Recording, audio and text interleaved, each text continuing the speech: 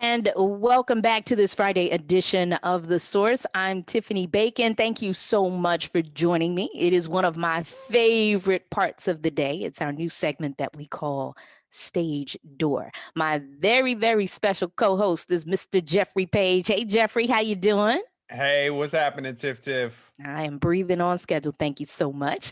And it is our pleasure to welcome to the show for the first time Crystal Brewe. She is the Senior Vice President and Strategic Communications and Marketing Person for the Kimmel Center. Hello, how are you? I'm wonderful. Thank you for having me, Tiffany and Jeff. We are such a fan of WURD. We've been longtime partners. Your founder and CEO, Sarah Lomax-Reese, was on our board for years. We even hosted your 15th anniversary celebration at the Kimmel Center. So Absolutely. I'm just elated to be here. Absolutely. And we thank you so much for being here. We know there is a lot going on at the Kimmel, and we'll get into that in this hour. So I'm going to throw it over to Jeffrey because I know you are always a wealth of questions. So, Crystal, oh my God, it's so good to meet you first and foremost. Me too. How has the Kimmel been surviving the pandemic and with respect to your staffing and how has that been going? I mean, I think if you probably ask anyone, the short answer to that is not well. There's the irony, I think, that we're all experiencing is that we're kind of at a time where we really need each other, and there's nothing like gathering together. And I don't really, the idea that we're all doing what we're doing without being together and without the healing power of art is one of those things that we've really had to grapple with as a team. And frankly, all arts lovers, artists in not just in our community, but all over the world have been having to grapple with that. But, since closing our doors due to the mandate and obviously the pandemic, we had to cancel over 1,000 performances in events. It actually was 1,115 events that we've actually had to cancel, many of which we've rescheduled, sometimes twice, but it affected more than 900,000 people. So, we had to do all of that in like a reverse engineering. None of us knew how do you undo what you normally do and do that backwards, and then maybe even do it again. And then with a furloughed team, it became quite clear that we had no income coming in. We're usually smart about the way that we operate, and we depend heavily on ticket sales revenue. But we had to furlough most of our team. So we had 80% of the team fully furloughed. The remaining 20 is still working, but part-time. I'm even part-time actually. And so is our CEO, everybody.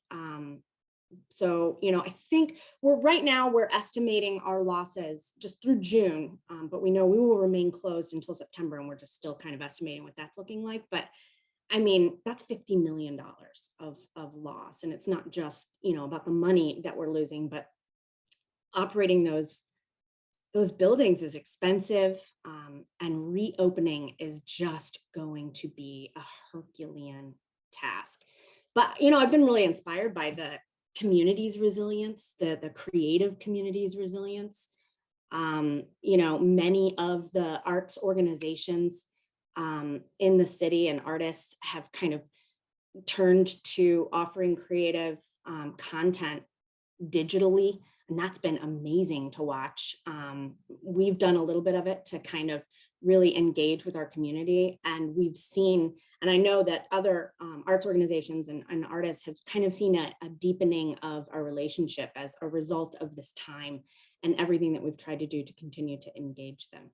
So Would you imagine that in thinking about the future of theater that we that we are to take some of the stuff that we've learned from the pandemic into the brave new world, with respect to digital theater, virtual theater, so on and so forth. Where is the Kimmel Center standing with respect to that?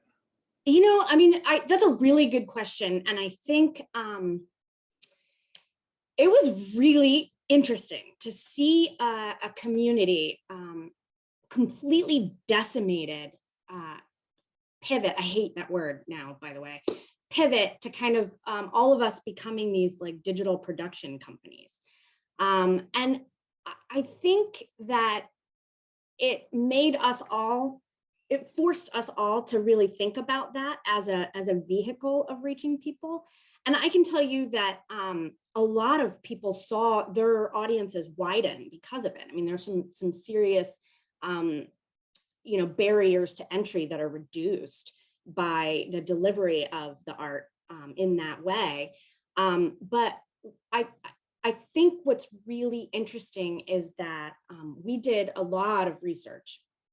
We partnered with 35 other performing arts centers around the nation, and a big research firm to kind of look at attitudes, concerns, and really inform our direction moving forward. And within that research that we did, and so the research actually goes monthly, and we continue to ask people about this. So what we're really looking at is the shifts in attitudes and the responses. We saw a huge proliferation in consuming that content and just devouring it early in the pandemic, when people were kind of just getting started and it was a new thing, and you could pretty much go to any artist's social media page and see them in their living room, putting on a concert for free, which was just what a renaissance, But now what we're seeing is that audiences are fatigued. They're not as interested in it. We're hearing from some of our artist partners that they're not necessarily seeing the audiences that there were for that work. It could be that, the vaccination being available to more people is at play with that. It could be spring. It could be that we're on our screens all day. I don't think that it will completely go away. I hope it doesn't anyway, because we've seen so much innovation come of that. But I do see, as we all kind of come back to the live experience, two things happening, right? One is, how do arts organizations grapple with the resources that are going to be necessary to pull off both in a meaningful way? That's actually a really tough thing to do. It's not cheap to deliver those experiences. And we know that audiences are really more interested in high quality delivery of that digital work, and don't actually want to pay that much for it either. And that's the reality. They actually are, even in live performances, really interested in high quality work that they don't have to pay a lot for either. So that's not new news.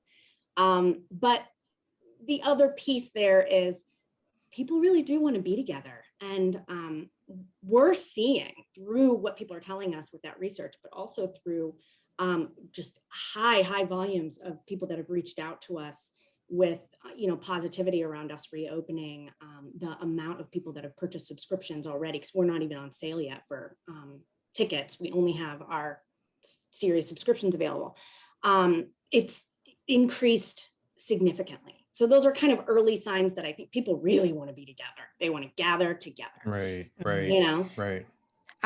Quick question for you. In addition to, as you mentioned, the Herculean effort financially in particular it's going to take to reopen, what would you say are your biggest concerns as the world opens up, and your greatest anticipation for this upcoming season of this reopened world?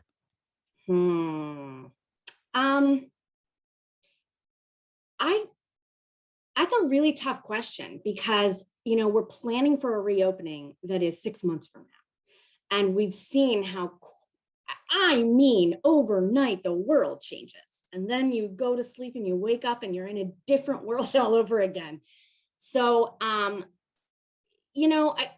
I think that we're obviously, our first concern is, safety, and making sure that, every decision that we're making has safety top of mind. We really thought people were going to be concerned with wanting kind of a socially distanced environment.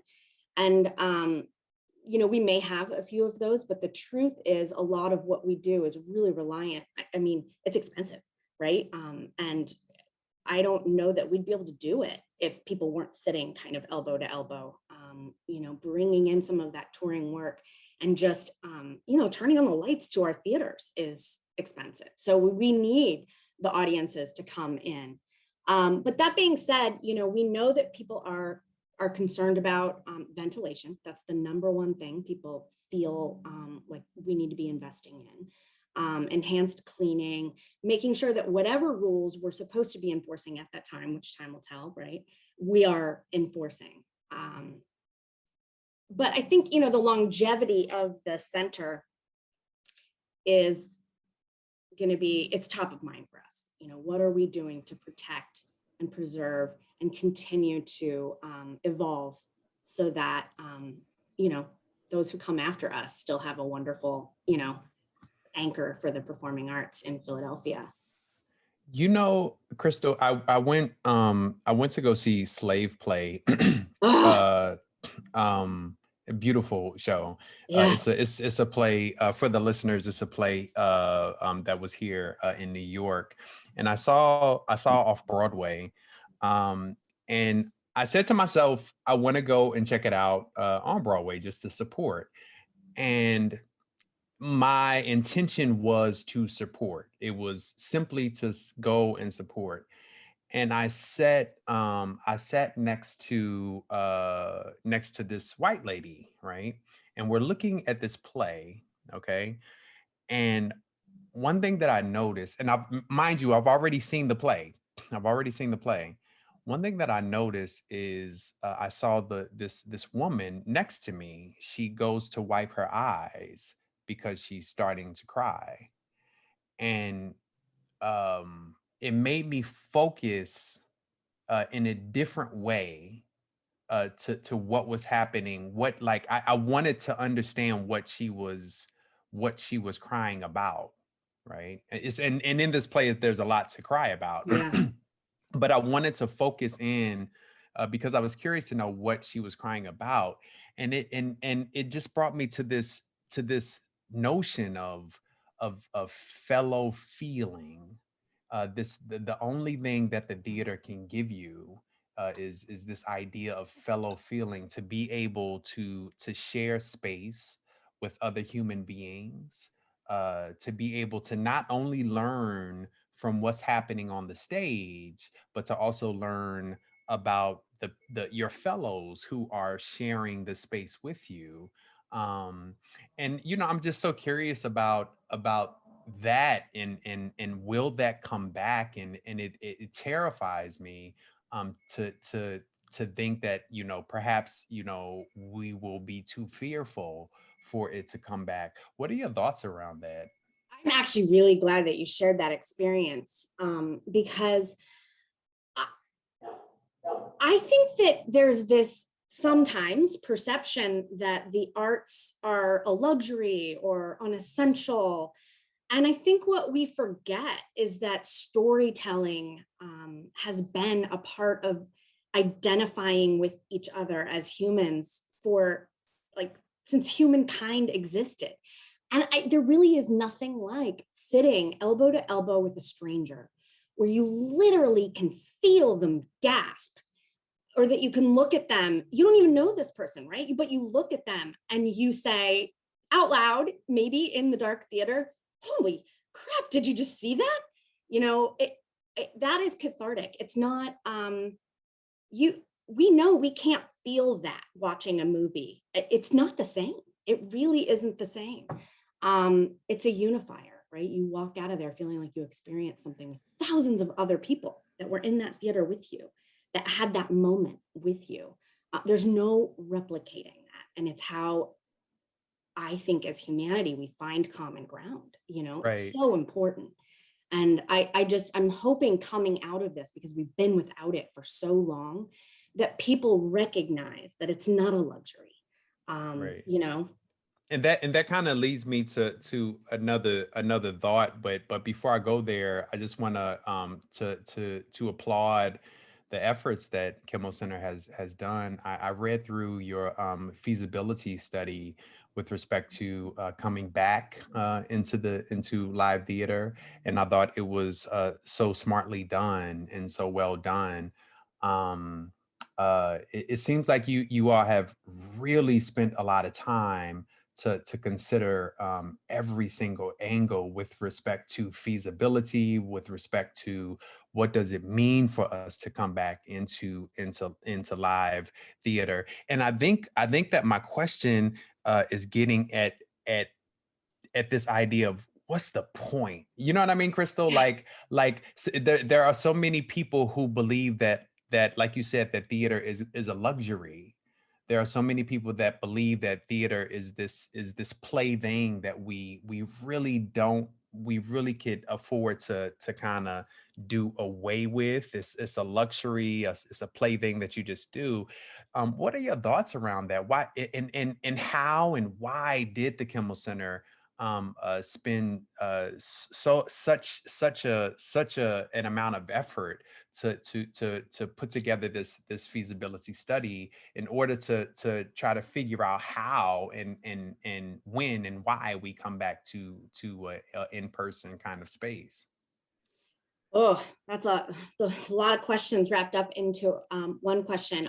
I'll talk a little bit about the study, which continues, by the way, because nothing is static right now. We saw the world beginning to change around us in multiple ways. I mean, what we quickly realized that this wasn't going to be 3 weeks of us being closed, and that it could be a long period of time. And we have a performing arts consortium with performing arts centers all over the world, actually, that are like suited, right? Serve a similar, similar populations, serve, multiple resident companies, and have multiple theaters like us. I think a lot of people forget that we're not just the Kimmel Center, we're actually the Academy of Music, we're the Merriam Theater. We have resident companies, and then we have our own things that we present and do. There's a lot of responsibility tied up in being one of the anchor cultural institutions in the city. And we knew that there was, with that, we can't just get out there and experiment. I mean, we do that too, right? But this was big. And so we did do this partnership with the 35 other performing arts centers on a longitudinal study that really helped us better understand what are the first things we need to do? What are the things we need to watch, right? And this research has informed, our investments in the digital space, what we're doing with our HVAC system to prepare for us coming back. Some of the communications investments that we're going to do. I mean, think about it, right? We're going to have to actually really prepare people mentally. I went to the grocery store the other day with my husband. We both have been vaccinated. We've both been periodically still going to the grocery store, but there was this moment where it was like we both were filled with terror at how many people were inside that grocery store. And I think that that psychology, we have a lot to undo with what we've done to keep ourselves safe. And so we knew we'd need continued research that really looked at the psychology of where the city is. And we know through this research that while, 95% of the people say that they're going to be ready to get back to normal by March of next year, 75% of those people say that they'll be ready to get back to normal, which is a whole other conversation. What is normal? They say that they're going to be ready to kind of get back into being able to sit arm in arm with people in September. And it seems like all it will take is a sneeze, and that will shift everything. Right. I Dirty know. looks, possible words exchanged. Exactly. It's going to be really interesting. I'm glad we're waiting till September because I think a lot will happen over the summer, where people will go to outdoor events. People will become a little more comfortable. One of the shocking pieces of research that has come back to us is that there's a huge number of people that say they're comfortable going out, but the reality is they're not going out. More than half of Philadelphians still aren't actually even going out to restaurants or to museums or to the park. It's shocking. It is changing for the better. We are seeing those attitudinal markers begin to shift. But I think that we all have a lot of work to do as the creative community on developing confidence. And so that's one of the things we're really working on is how do we get out there and begin to encourage the baby steps that we all need to be taking, right? So that when we're, reopen for live theater, we're all ready for it.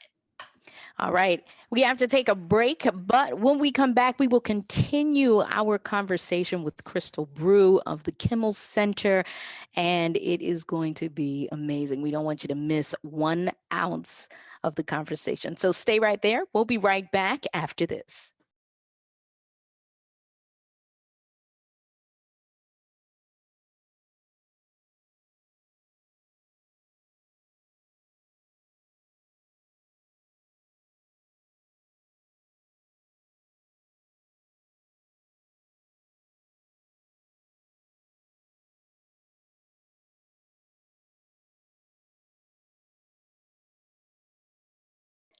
And welcome back to this Friday edition of The Source. It's my brand new feature called Stage Door with my very special co-host, Jeffrey Page. Come on in the room. We appreciate your presence. Our special guest today is the Senior Vice President of Strategic Communications and Marketing for the Kimmel Center, Crystal Brewe. Crystal, welcome back. We were in the middle of a really awesome conversation about what reopening looks like after this year of shutdown, after this year of isolation, as we try to warm the burners again to get back into experiencing live theater, live performance.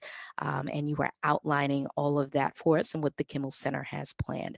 I'm going to turn it over to my dear friend Jeffrey, because I know you have a couple of things on your mind based on Crystal's previous comments before the break. Yeah, I'm loving all of your comments, Crystal, and I'm loving all of the efforts that the Kimmel Center is thinking about. It takes me back to my initial question as why. What as an artist, I'm a director and a choreographer and also a theater lover. So I have my opinions as to why. Octavia Butler inside of her novel The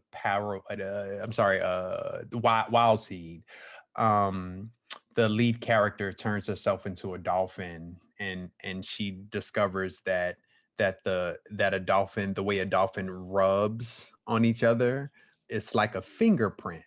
And so what she's getting at is there's a need to be around each other, and the need is to be around each other. It's almost like speaking. It's like an unutterable way of speaking. And so my question is why the theater?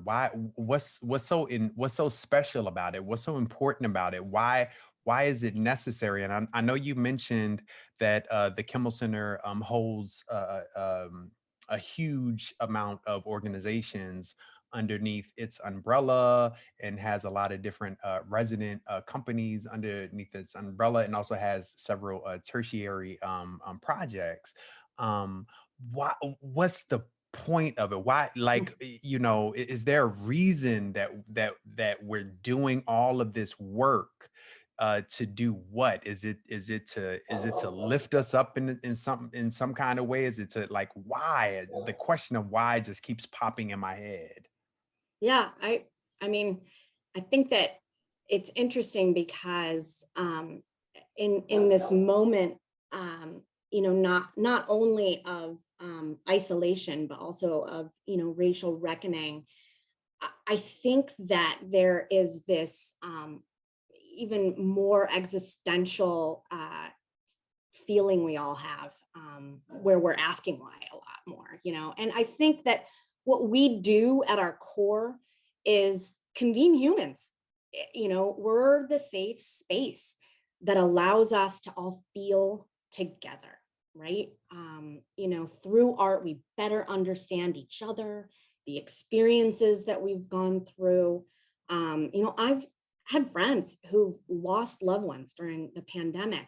We have colleagues at Kimmel who've lost loved ones. We've lost colleagues at the Kimmel. And I think one of the hardest things during this period has been our inability to gather, to comfort, to mourn with each other. And I haven't necessarily lost a family member or anything, but I think we're all experiencing grief, period, even those who haven't lost someone.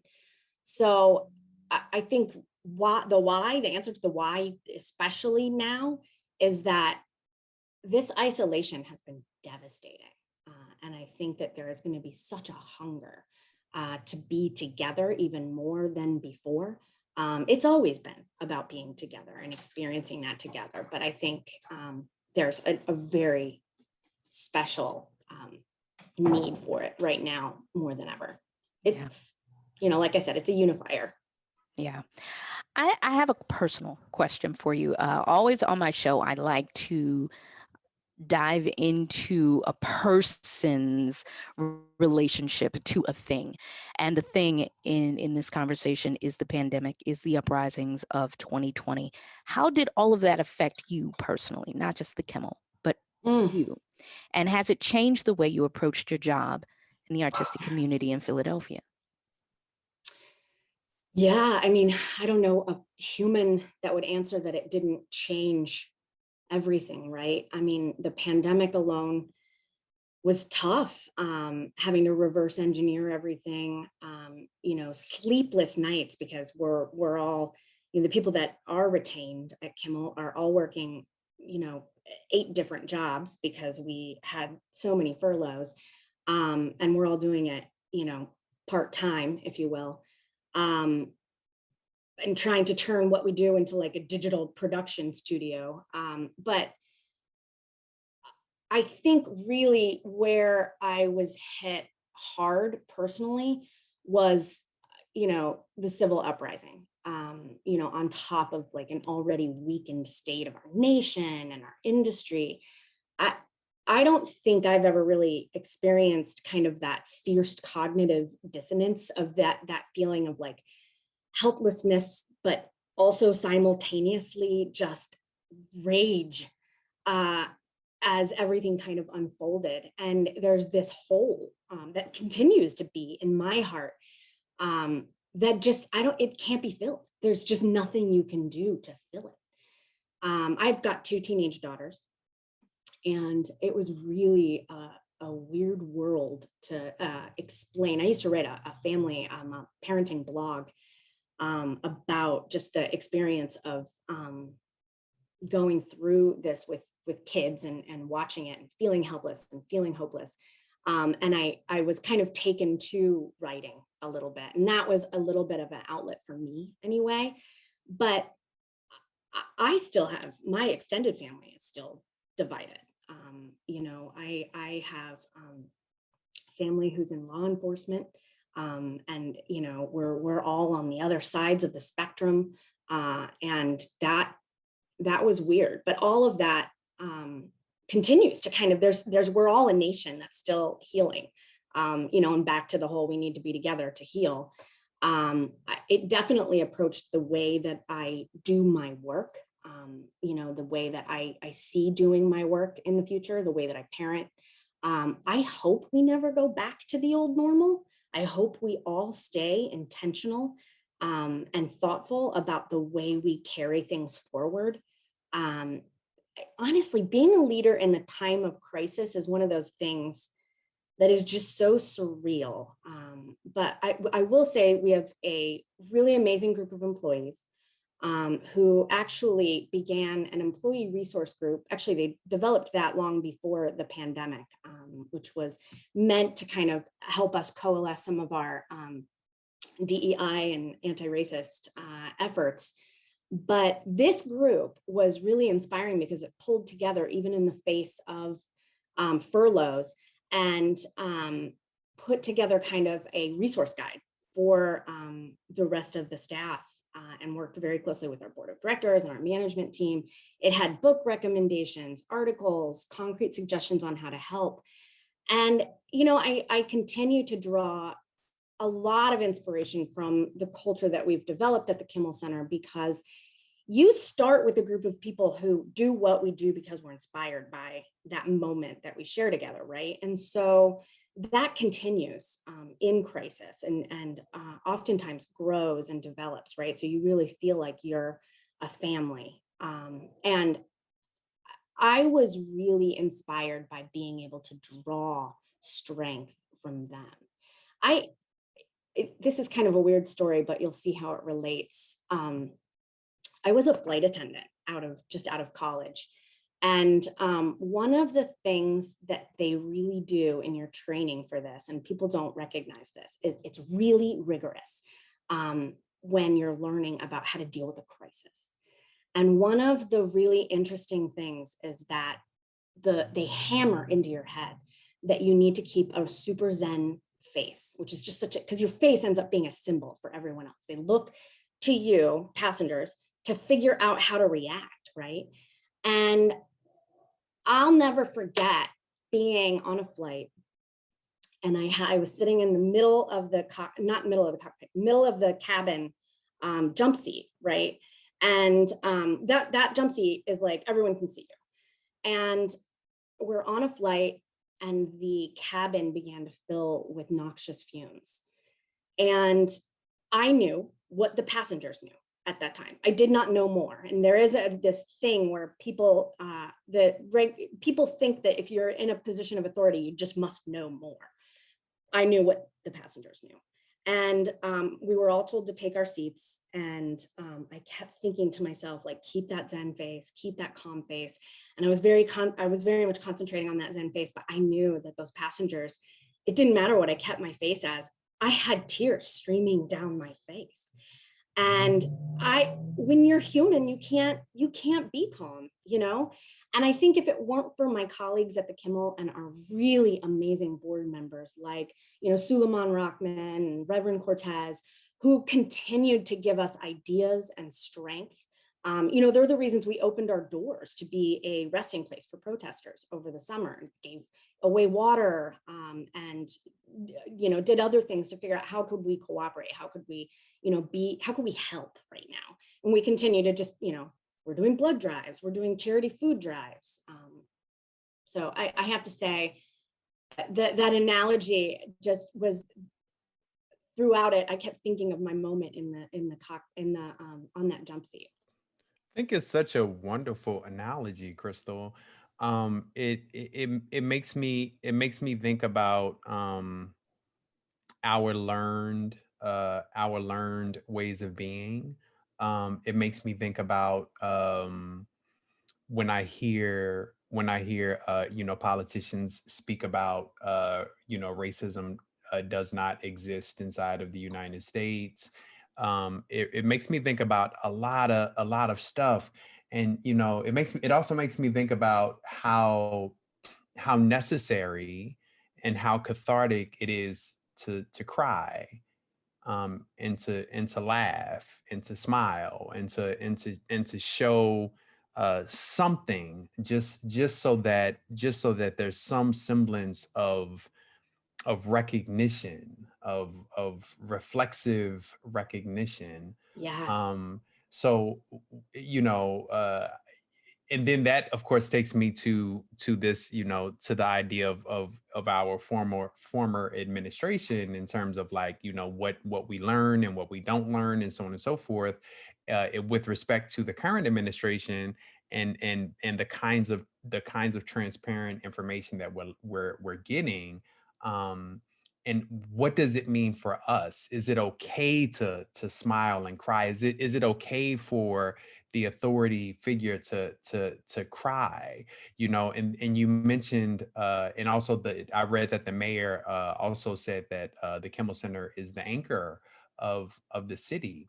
And with the Kimmel Center being the anchor of the city, I'm curious about taking Tiffany's question in terms of your personal experience, and how does that then fit into this institutional construct? And you spoke a bit about it, but I'm curious to know about, you know, have you all thought about, you know, the We See You White American Theater?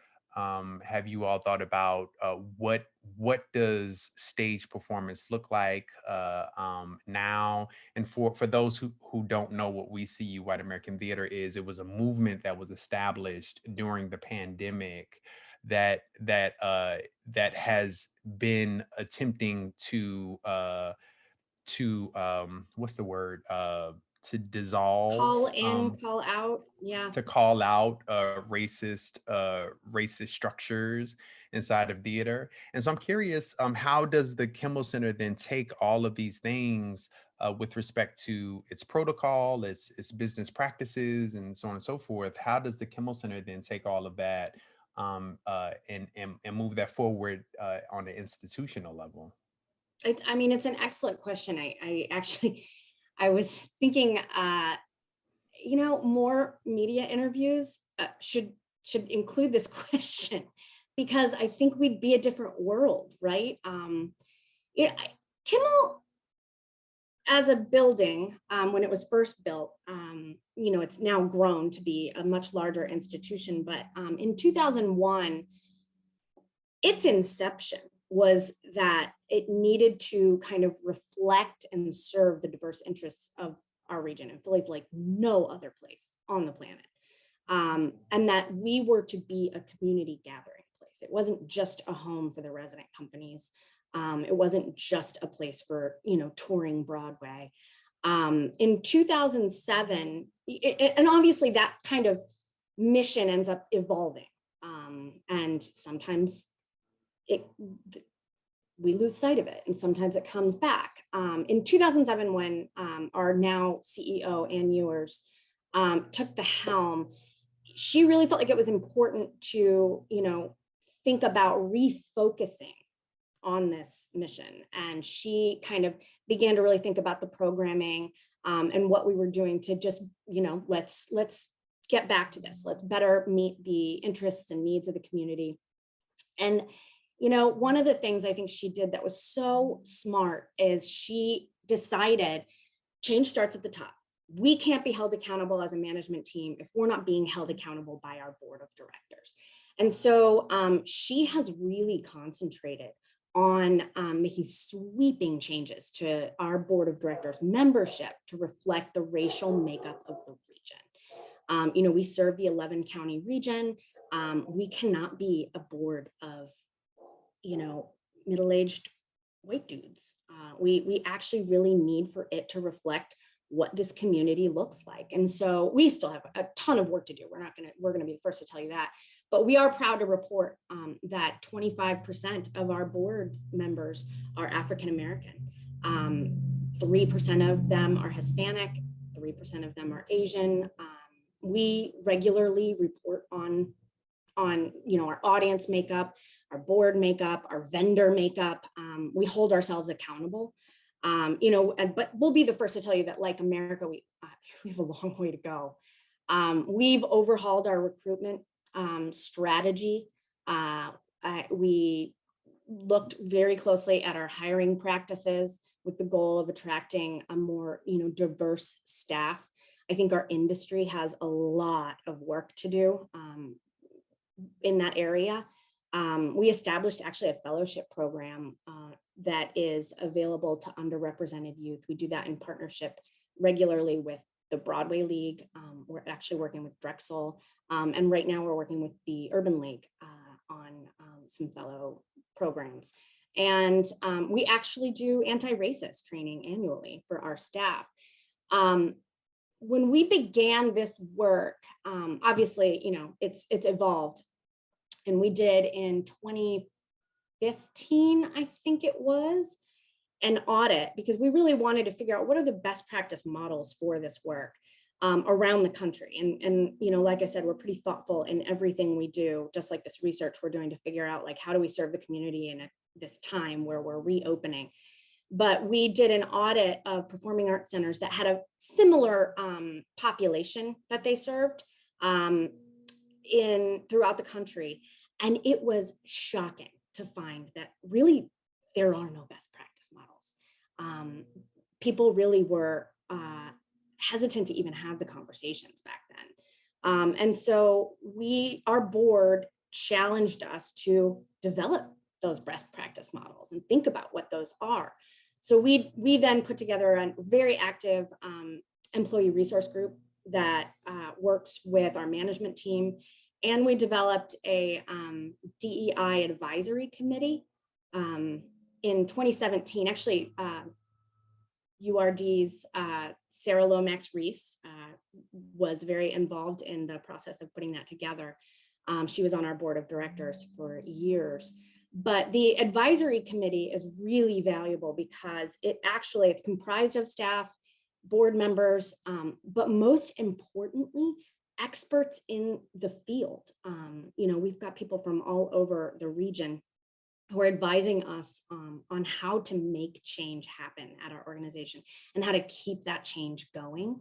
But they're all, you know, everybody is held accountable for keeping that change going and formalizing our ongoing commitment to that change. I mean, I could talk for days about this, but I think it's important to also acknowledge that our model is wrapped up in the economics that are involved in the nonprofit performing arts model.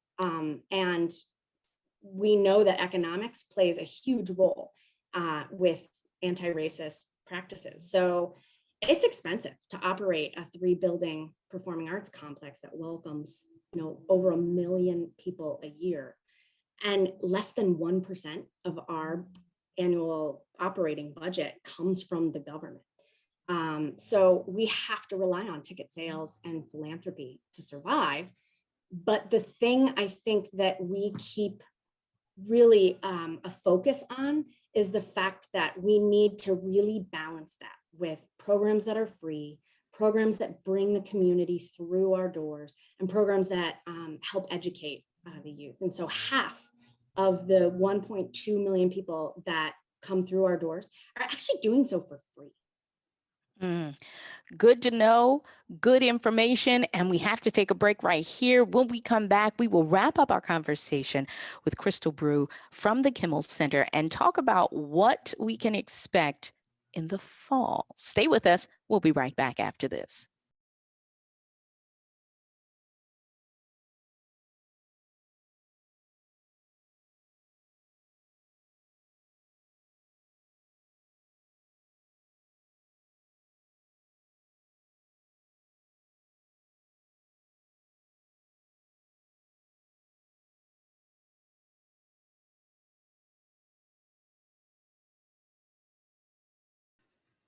Welcome back, welcome back, welcome back to this Friday edition of The Source here on WURD 96.1 FM. Again, much love going out to our Facebook Live listeners. I did not acknowledge you during this hour. I apologize.